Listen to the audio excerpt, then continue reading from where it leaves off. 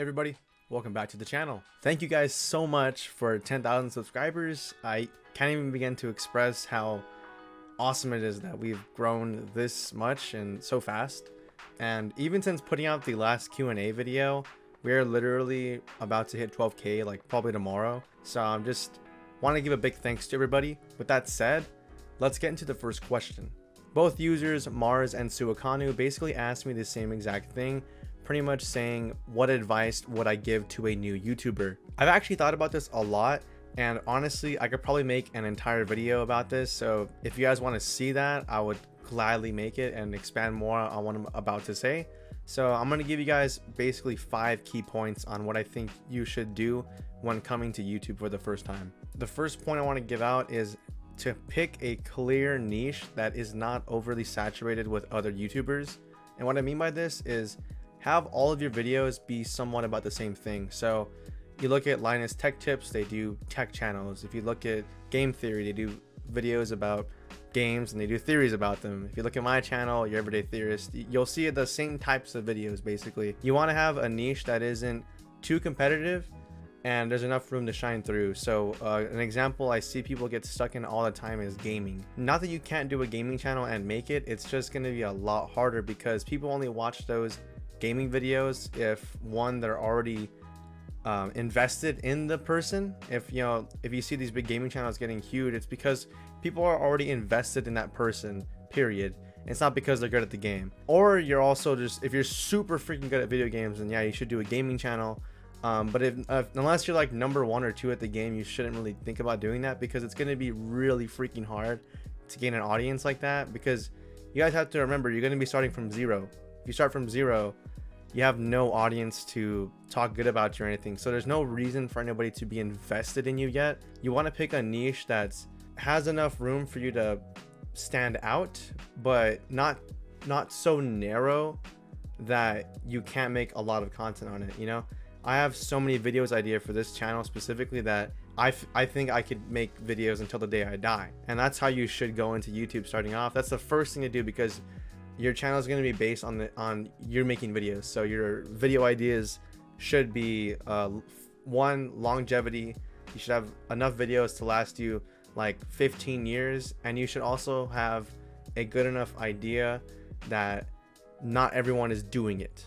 The second point I want to get into is be consistent with your uploads. So I always see this, and I am also a victim of this because I didn't really upload a lot of times. I can show you guys like on the screen. I basically had a video that hit almost 100,000, and if you look at my upload times around that time, I did not upload at all. When a video pops off like that, you have to consistently be uploading in order to keep that level of growth going. And if you just stick to that, just stick to it. I know it's hard to do, but just find your comfort level. So if you can do like 3 quality videos a week, do 3 videos a week. If you can only do 1 quality video a week, only do 1. Just try to get at least a video a week out, because that's going to keep you in the algorithm going, and also just it'll work better for you to have consistent videos, because you never know what video is going to pop off randomly for like no reason. The third point is to check your analytics. Nobody on YouTube checks their analytics. YouTube literally tells you what people click on your video for and what they click off of it for. They put it in a timestamp. They'll tell you, hey, 30% of watchers clicked off at this point. Check your analytics religiously. No one ever checks their analytics. I don't know why. You can check your analytics and they will tell you when people click off your video, and that's a big thing, because if somebody's clicking off your video, it's not for no reason. If you can figure out why people are clicking off at a certain point in your video, you can take that part out and add something else in to make sure that people keep watching. You can also analyze your thumbnails, because if you have a low retention, if you have a low click-through rate on your video, it's probably because of your thumbnail or your title. And you gotta just check your analytics. Your analytics tell you so much about your channel that it's crazy to me that so many YouTubers ignore this, because you guys will see on my channel that I will frequently change thumbnails and stuff because I think that I'm not getting the statistics that I want from my channel. My fourth point is to have a good thumbnail, title, and description. These 3 are very essential. If you don't have a good thumbnail, no one's gonna want to watch your videos. If you have a really trashy title, no one's gonna want to watch your videos. If your description, the little like section that people can read, sounds too weird, people are not going to want to click on it. Okay, so you have to make sure that these 3 things are in order. These are the first things that people are going to see when they get an impression of your channel. You want them to be good impressions, not really bad impressions. Of the 3, the thumbnail is definitely the most important and the one you should focus on the most, because the thumbnail by itself is going to tell people basically what your video is about. If people look at your thumbnail and don't know what your video is going to be about, why are they going to click on it? People should look at your thumbnail and already be able to tell, okay, this is what his video is about. When you guys look at my Scooby-Doo iceberg thumbnail, you can already tell, oh, it's going to be a video about Scooby-Doo and it's going to be an iceberg video. You should be able to clearly tell what a video is going to be about before you even click on it. That's the point of thumbnails. So if you have a really bad one, or one that with a jumble of text, no one's gonna want to see that. You have to keep in mind that when people are looking at these thumbnails, they're this tiny. So if they're this tiny, you have to design it so that it can be read when it's this small, and also be clearly representative of your video. And also, just before I move on to the last point, don't be afraid to clickbait. Okay, there's nothing wrong with clickbait. You're starting from 0. You know, take every advantage that you can. If you have a good clickbait title or idea, use it. You just want people to come in and see your content for what it is. No one cares about your clickbait if your video is good. Just want to get that out there so everyone knows. The last point I want to touch on is not to get too hung up or discouraged by haters and the numbers on your channel. If you look at someone else's channel that's kind of like similar to yours, like around your level, like, oh, he has 2,000 subscribers and I have 2,000 subscribers, and you're paying close attention to their channel and you see them get a big boost because their video pops off and yours doesn't, don't get discouraged. Okay, everyone's gonna have good weeks, good months, and good days on YouTube. Yours will come if you keep putting out content. Okay, just don't compare yourself to others. And the last thing is, just don't let haters get to you. You are putting videos out on the internet, you're gonna get hate. No matter how good your videos are, there's always going to be that one guy that either is a troll, just hates you for some reason, or is just a big loser and just does have nothing better to do than to try and ruin your day. Okay, so don't let anyone get to you about that. You're going to get like so many comments saying that your content's garbage. Now, obviously, if like 90% of your comments are saying that, it's probably a bad video. But for the most part, if you have like 90% likes and majority of the comments like good job, you're just getting another hater. Okay, so try not to get too hung up on that. But those are my 5 points, so let's go on to the next question. So the next questions actually come from the same person, Suwakanu. What inspired you to start making videos, and how long does it take for you to make/edit the videos? So what inspired me to make videos, so I was about 7 or 8 and my dad got a video camera and he started filming us, and I quickly adopted using the camera the most out of everybody. And at the time, my brother was uploading videos to YouTube for Call of Duty and Smash Bros. And seeing him edit, and by editing I mean it wasn't even editing, I'll talk about that probably another time, but it was such a bad, you couldn't even on the timeline see the video you were editing. He was like guessing where the video was. But just seeing him make videos was like, okay, that's really cool. I want to make videos with this video camera my dad got. And from an early age, I'll probably play some in the background for you guys so you guys can look at what I used to do as a kid. But I used to make videos from a very young age, and just having the ability to make videos is what inspires me to do it. Like the fact that I can put clips together and have it mean something is really cool to me and fascinating, and that's what inspires me to do it. It's not like I saw a big YouTuber or someone and I was like, oh, like I have to, make videos. It was just because it's just always been a passion of mine since I was a little kid. How long does it take for you to make videos? Depends on the video. I'd say for the iceberg videos, obviously a lot longer. If I were just busting my ass just all day doing it, like 8 hours a day, I could probably bust out an iceberg video in like 4 days, maybe 3 days. If I could do the research in one day and record it the same day, I could just spend the next 2 days editing and I would be able to get it done easy. But for the most part, it takes me about like a week, just because I have other stuff going on in my life besides doing YouTube. But a lot of my other things in life are starting to slow down, so you might see me upload more than once a week now, but I'm not going to promise anything. But I'd say like minimum right now, like 4 to 5 days to actually, from getting the idea to writing the script to editing to posting it, like 4 to 5 days. So the next few questions are from Lady Friday, who asked me 4 questions total. So the first one is there anything in your life that you regret doing/not doing? Yes, bottom line, yes, I do have one big regret. I used to have two, but now it's down to one because my first regret was not doing YouTube. And obviously now you guys can see I'm doing YouTube again and I'm getting somewhere with it, which is really cool. But for a long time, around like 2 years ago, I always kept looking at my channel. You know, a day wouldn't go by that I didn't like just look at my channel dead basically. And I was like, man, you know, what could have been?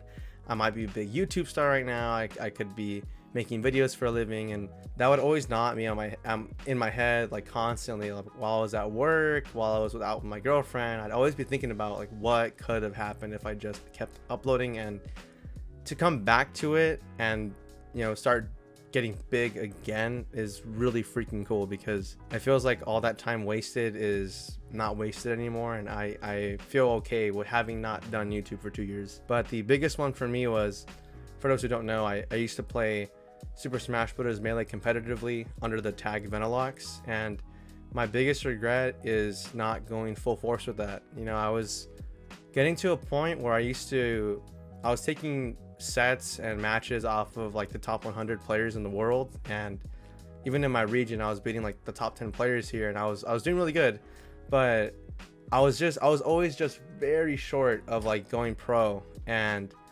every time I hit a wall, it got to a point where I had broken through so many barriers in that game in terms of skill, that when I got to a certain point I was like, dude, fuck this. Like I'm so mad that I was so mad I didn't get ranked. I was mad I didn't do good at the tournament. Like I would just be down on myself for it, and then eventually I just stopped playing altogether.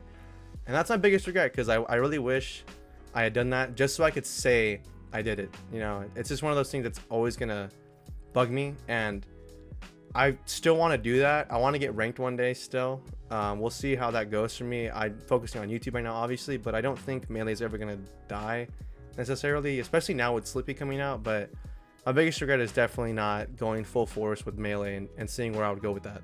If you could pick a famous YouTuber to hang out with, who would it be? So for me, it's down to 3 people. Those 3 being Markiplier, PewDiePie, and Moist Critical. Now, I didn't pick these people based on like numbers or anything. It's just based on purely their personality. So I think out of those 3, I'd probably pick Markiplier, just because he seems like the chillest guy out of the 3. But all those 3 people seem like my type of people. I just think Mark is more the person I could see myself getting along with more. And when I watched, if you guys have seen Unis Honest, like that's like my shit. You know, I love those videos, and I kind of mess with the other videos too, like PewDiePie's videos and Moist Critical. And a thing that all of them have in common that I really like about them is their content hasn't really changed much, and I really like that, because I always hate when YouTubers get too big for themselves and they think that they're so big, and they start making different content thinking that, you know, I'm already so big, like everyone's gonna watch it anyways. I'm like, dude, like just stick to what you're good at. Like, why are you trying to be someone you're not? And I think that these 3 individuals are not fake at all. That's why I like their content, and you can see their genuine personality shine through in their videos. And so I think Mark for me is probably the person I'd want to hang out with if I were to ever hang out with anybody like that. Is there anything you found while researching your videos that you wish you hadn't? Yes, there was. It's gonna sound really stupid, so this is gonna be a little story time. So when I was researching for the disturbing content iceberg video, I had a really scary moment. It's not scary when like you look at it like on the outskirts, but when I was researching, I came upon a bunch of articles about ARGs and stuff. I think it was when I was researching Poochie and Pansy and the Blank Room Suit videos. Those 2 videos kind of had similar stuff going on in them, and I did a series of clicks through a bunch of websites that at this point I was already so messed up mentally, like not like oh I have PTSD from it, but like I was already really creeped out, and I'm home alone. It's 9 o'clock at night, no one's here, I'm by myself, I'm just researching creepy videos. I'm already really scared to be by myself watching all of these things, but I'm doing it because I want to do it. I get through these series of clicks, and then I click on this link from a random website, because keep in mind, you know, when I'm researching these videos, it's not like it's easily accessible information. Sometimes I go to like some really sketchy websites, and like I gotta click like 8 different links to get to where I'm going. So I click through all these 8 links, and I finally get to this one link, and I click on it, and then it just makes my whole screen go black. and it's just a big picture with white text that just says, "Ready or not, the game's starting now.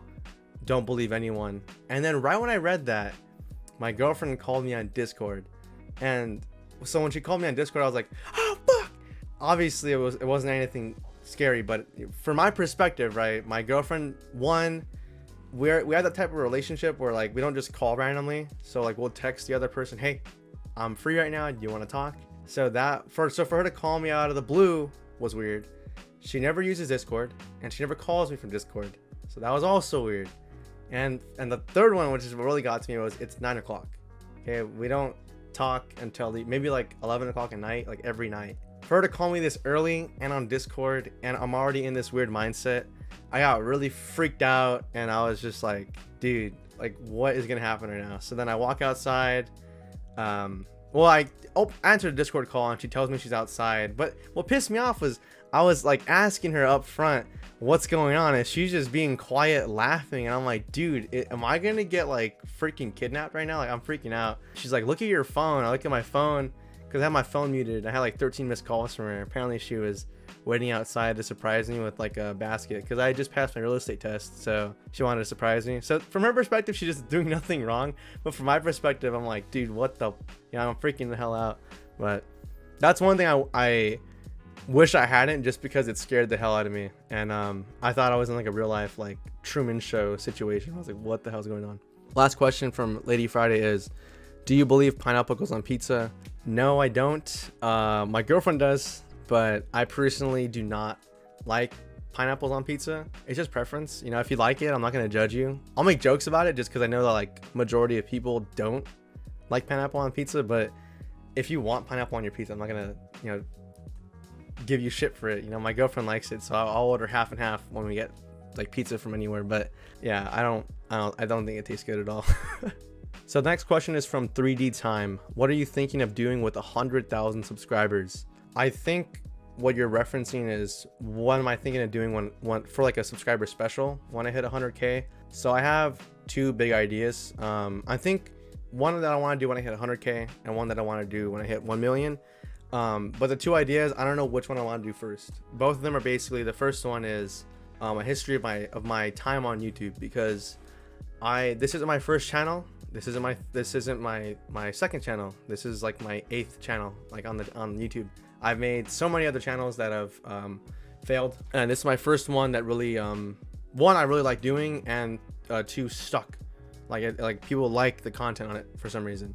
So that's what I want to do for 100K probably. And then the 1 million, I have a big, I'm just gonna say a big surprise. But my only thing I'm gonna say for that is just, when you guys say something to me on these comments and they're meaningful, like I pay attention to that. Most YouTubers, I feel like once they get too big, they don't like, they'll read the comments, right? And like, but they won't really like acknowledge any of them. When I see a comment I like, I take a screenshot of it and I save it somewhere. And I'm planning on, when I get big enough, just giving thanks to everybody and showing people like, these specific people made me want to keep making videos. So if you guys have something nice to say and you're not sure if you want to comment it, just comment it, dude. Like I'll probably see it and it'll make my day. Even from like the first day I was on YouTube, I remember the first comment I got, and I have a picture of it saved and who made it, and like it's cool. Like I save all that stuff and I think about it a lot. People think that just because you're not talking to this person directly, you have no impact on them. You guys all have an impact on me, so 100,000 subscribers though, for sure. I want to do a history of my time on YouTube. It'll probably be like video essay style, where like I go into like show what my old channels were, what they were about, and how I got to basically here. So that's probably what I want to do with 100,000 subscribers. So the next questions come from these come from my two friends, Milk and Marcus Gomez. I know both these people personally, but they both commented asking, how did you get those cakes, and do you got that dump truck? So I'm only answering these because I'm sure you guys have seen these comments on my other videos, and you're like, who the hell is asking this and why? Obviously this is an inside joke, but like, where does this come from? Around, I think it was 2018. So 2018, I was working at a supermarket, and I went from 160 pounds, or no, 180 pounds, and I went all the way up to 240. Like 7 months, I shot up like hella weight. You know, I think it's like 60 pounds. I shot up a lot of weight during my time there because, you know, I would get off work. I would go to Carl's Jr. I would buy a monster on my way out of work, go to Carl's Jr. I would go to Cane's. I'd buy like 2 caniacs for myself. Like I was really bad on eating, and I would even like get like 2 pizzas for myself and like drink 3 monsters a day. Like it was really bad. So when I was that fat, I'll put a picture on screen so you guys can see, but I had a big ass when I was that fat. So everyone always says, yo, Ray, what happened to those cakes or shit like that? So like if you guys ever see that, if you guys want to comment it yourself, you guys can go ahead and do that. But that's why these comments exist. It's just an inside joke with me and my friends. But yeah, I used to be really fat basically when I was 18, 19, and then I lost 90 pounds. I shot down to like 150. I think that was my thinnest at that time. I shot down like a lot of weight, and now I'm at 170, or I'm at 190 right now actually. But it's like kind of muscle and also fat, but it's not nearly as bad as like what I used to look like. But that's basically why you guys see these questions. So yes, I used to have cakes. But next question. Erik Garrett asks, how old are you? I'm 21, gonna be 22 in about a month in June. So I'm looking forward to that. Just turned 21. But yeah, let's go to the next question. This question comes from SuperDfar. Who is your favorite YouTuber? I'm gonna extend this question to who are your favorite YouTubers, because I don't have a favorite one, but I do definitely have like 4 big ones that like I watch the most and I look forward to seeing them upload. But if I had to absolutely pick the best one that I watch, like I look forward to and I wish they would upload, is Captain Christian. If you guys know who Captain Christian is a YouTuber that stopped posting a while back, but his videos are just video essay style videos, and they are by far the best like video essay videos I've ever seen. They're so good. If you guys want to go down the rabbit hole of his editing style and his videos, I highly recommend this guy's channel. It's so good. But other than him, I watch a lot of Nerdstalgic, if you guys know who that is, and he actually is the person that I kind of style my videos after, you could say. I kind of take a bit from all 4 YouTubers I'm about to mention, but his are like a big impact on my video styles with like the paper ripping and like the moving text and stuff, and I love the way his videos are done. Nerdstalgic is really good YouTuber, video essays and stuff. The next one I like a lot is Wendigoon. I watch Wendigoon because he has like the personality that I strive to have, and also the really good scripts. I think that his writing and like the way he explains stuff is very nonchalant, and that's how kind of I am. I love nonchalant people that just kind of don't censor stuff and they just say whatever they want on the camera. I think that's awesome. That's why I watch his videos. I want to be like that with my videos, and I love watching his videos. Like they're so binge worthy. And then the last one is Matt Pat. If you guys watch Game Theory or Film Theory, I absolutely love this guy's videos. I've been watching him since like day one basically. I've always been like, damn, you know, I want to make videos like that. That's probably the first guy that inspired me to do an actual channel on YouTube. Not to make videos in general, but to do these kinds of videos. Matt Pat was my introduction into like, oh, you know, you can talk about anything on YouTube and explain it. And his editing style with animations and stuff, you know, if he says something in his videos, he puts that literally into words. So if he says this pizza is trash, he will literally put a picture of pizza and throw it in the trash can. And I'm a big fan of that kind of editing style. You guys will see me do that on my channel from time to time when I talk about stuff or edit videos. Like I will put a literal representation of what I'm talking about on screen. So those 4 YouTubers, of those, the one I watch the most though is Nerdstalgic. I love Nerdstalgic. He puts out the most content that I enjoy watching. So that's probably, if I had to pick one, probably that guy. But if Captain Christian uploaded more, like often, Captain Christian for sure. LeeAnn Pritchett asks, what galaxy do you live in? I think this is a meme question. Obviously we live in the same galaxy, Milky Way. But next question. This one comes from, I'm gonna say PolitoedBoii Oiman. I don't know how to pronounce that. Excuse me if I mispronounce that at all. But what's the worst movie you've seen? Okay, so I actually have a movie you guys might not have seen. You know, I've seen this movie. I saw it in theaters. It was called Nobody's Fool by Tyler Perry. So this is the first movie where I actually watched it and I wanted to leave the theater. I've never had to do that with any movie ever. I've actually just wanted to leave the theater when I watched it. Like, what the hell is actually going on? Like, I was watching the movie and I was just like, what's happening? Like, what is going on with this plot? It makes no sense to me. And it was super cheesy. Plot was trash. It was supposed to be a romantic comedy. It was, the jokes were trash. Everything about this movie I just did not like. And the plot was just all over the place. Like, that was my biggest gripe with it. But that's probably the worst overall movie I've seen. I think another contender for that is unironically American Assassin. If you guys have watched that, I like the action in that movie, but when I went to go watch it with my friend, we were actually in the theater and we both looked at each other and we were like, dude, what's going on in this movie? I have no freaking idea. I've been watching it as intensely as you are. I have no idea where this movie is going. But yeah, I definitely, Nobody's Fool, definitely worst movie I've ever seen. It's so bad. I have seen The Room, but I like The Room because it's really funny. Even though it's bad, like, it's really funny. But I guess you could say The Room is bad too. But yeah, just Nobody's Fool for sure. Combo asks, what's your setup? So for this part, I'm gonna show you guys just a little video of what I have. Got 2 monitors, a big microphone, an RK Royal Clud gaming keyboard, a 60% keyboard, an external numpad for editing, a HyperX mouse with a cable bungee because cable bungees are broken, 2 speakers, my little hourglass, and my big computer. I'll actually show you guys the computer right now. So I'm rocking a Ryzen 9 3900X. I just got this actually, this processor. It's so good. It's my favorite processor ever. It's so freaking powerful. And I also have a RTX 2060 Super, X570 motherboard, 2 terabyte hard drive, and then a 1 terabyte SSD, and it's all in a Thermaltake case. But I think that's all I know about my computer. I think there's I don't know what watt power supply I have, but I think it's like 650, maybe 750. But that's basically my setup. So let's go to the next question. So user Yellow asks, what was your favorite iceberg? So my favorite iceberg so far has actually been, I assume you're asking one that I've made. Of the ones I've made, I actually really enjoyed the last one I put out, which was the Disney Forgotten Iceberg, because I didn't know about a lot of those rides, to be honest. I've been going to Disneyland so much, and that's probably like my favorite thing I've done so far. If you're talking about just in general, what's my favorite one that I've seen, I would have to say the disturbing movie iceberg that Wendigoon did that, because that was my first real taste of like what an actual iceberg is. I never knew what that was, and I was like, ooh, this looks so interesting. And I watched the whole thing from 0 minutes to like the hour-long video. I watched it while I was cleaning out my garage, and I loved every second of it. And I was like, wow, that was really cool.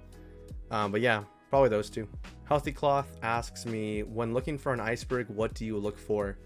So when I look for an iceberg, I'll show you guys basically a live representation of what I do. So let's go.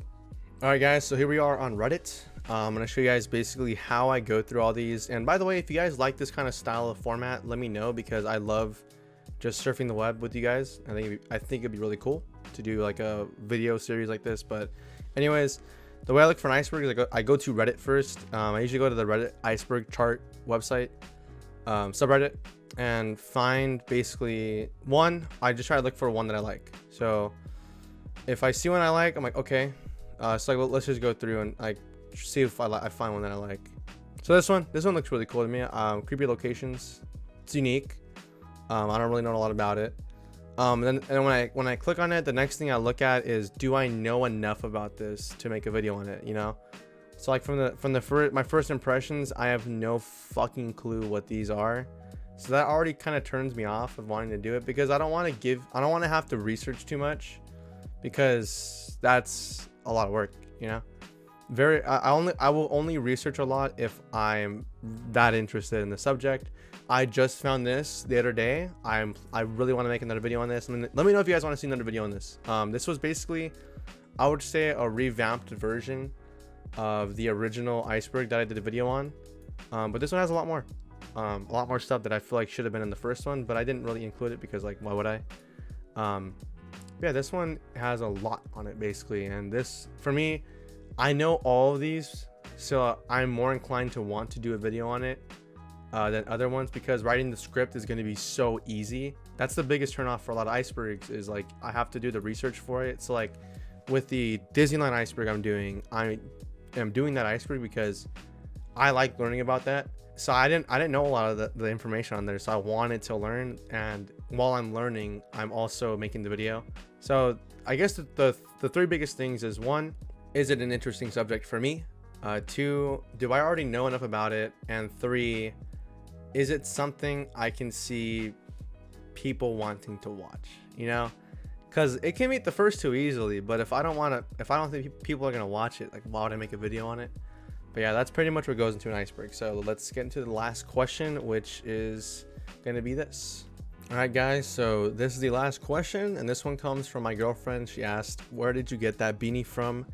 I got it from my girlfriend. She bought it for me for, I think it was either my birthday or Christmas. I want to say it was one of those 2. I also have another one. I have another one of these Smash beanies. I love Smash beanies, guys. So if you guys think you'll ever see me in person and you wanted to get me something, I love Smash like wear.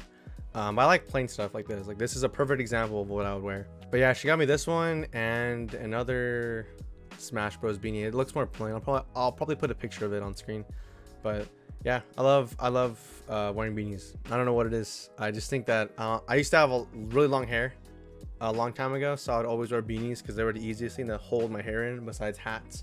And I just like the beanie look. So like, you guys will see me wearing these a lot when I make videos or stream, just because it's really easy to put one on. So this actually brings us to the end of the video, guys. That was all the questions I got. I wanted to say thanks to everybody that commented questions. Like, honestly, thank you guys so much. I was really nervous putting out that video because I'm just some guy on the internet, dude. So like, I thought I wasn't even gonna get enough comments. I was already planning on using the backup idea, but I'm just really happy that we got enough comments, because I've had like things in the past where like, well, I guess I'll tell you guys that story really quick while we're doing this. So like, when I was around in 7th or 8th grade, or I think it was 7th grade, I had a birthday party. I invited all my friends to it and no one showed up. And I just hated that feeling of like, damn, like I'm a loner, you know? So I didn't want to feel like that again. And I was really nervous that if I put out this video asking for questions and I got none, I would feel like that little kid again that like I had friends. It's just that at the time, like, it's my birthday's in June, so like everyone was on summer vacation, so everyone had good reasons. But like for this, it would be hit even harder because, like, you know, I have 10,000 subscribers, but do I really have 10,000 subscribers? And I feel like if no one commented, I would have been like a really big punch to the gut, and like I would have been like, fuck, dude, like I shouldn't have uploaded it. I look so stupid, you know. But just thanks to everybody, because honestly, like, it's really cool of you guys to like take the time out of your day to watch my videos in the first place and then comment on it. Like, I love you guys so much. Thank you, everybody. I'm just gonna end it there. Keep a lookout for my other content coming out soon. I'm gonna try and put out 2 videos this week. I want to do 2 iceberg videos back to back, but we'll see how that goes. Thank you everybody that subscribed. If you guys like this content, let me know. I'll make more of these kind of like one-on-one videos like this, where I'm talking to the camera, or even like the internet style videos. Love making those. It's really cool. With that said, I guess I'll see you guys when we hit 100,000. Thanks, guys.